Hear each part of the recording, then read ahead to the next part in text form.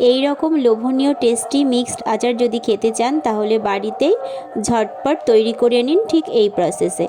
এখানে আমি নিয়েছি গাজর, কাঁচা লঙ্কা, আদা, রসুন, কাঁচা আম আর লেবু। এই সমস্ত কিছু দিয়েই আমি মিক্সড আচার তৈরি করব। তো এখানে দেখুন মশলা হিসেবে নিয়েছি শুকনো লঙ্কা, গোটা জিরে, পাঁচফোড়ন আর গোটা ধনে।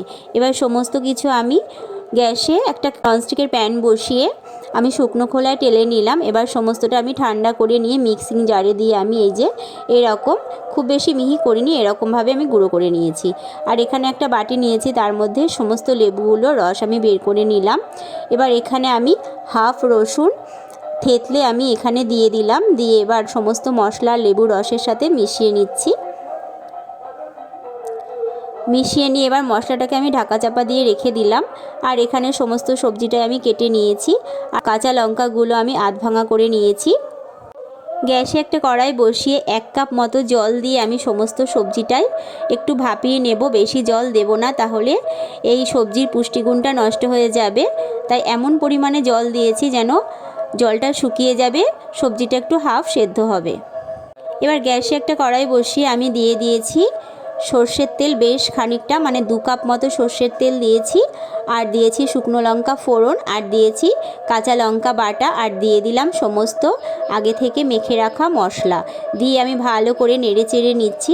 খুব সুন্দর একটা স্মেল বেরিয়েছে। আর এখানে আমি দিয়ে দিলাম স্বাদ মতো নুন, আর দিয়ে দিলাম হলুদ গুঁড়ো। দিয়ে আমি ভালো করে আবার মিশিয়ে নিচ্ছি।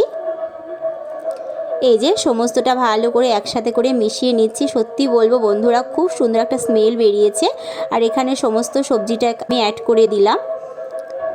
এই যে সমস্ত সবজিটা দিয়েই আমি এখানে নেড়ে চেড়ে নিচ্ছি। এরকম উল্টে পাল্টে সমস্তটা সুন্দর করে নেড়ে চেড়ে নিয়ে মিশিয়ে নিতে হবে। আচারটা রেডি হয়ে গেছে। এবার এটাকে আমি ঠান্ডা করে নিয়ে সমস্তটা আমি বয়ামে ভরে নিয়েছি। দেখুন কত সুন্দর লাগছে, কতটা লোভনীয় লাগছে, মনে হচ্ছে পুরো দোকানে সাজানো রয়েছে। এই মিক্সড আচারটা কিন্তু আপনারা অনেক দিন স্টোর করে ব্যবহার করতে পারবেন, খুব ভালো হয় খেতে।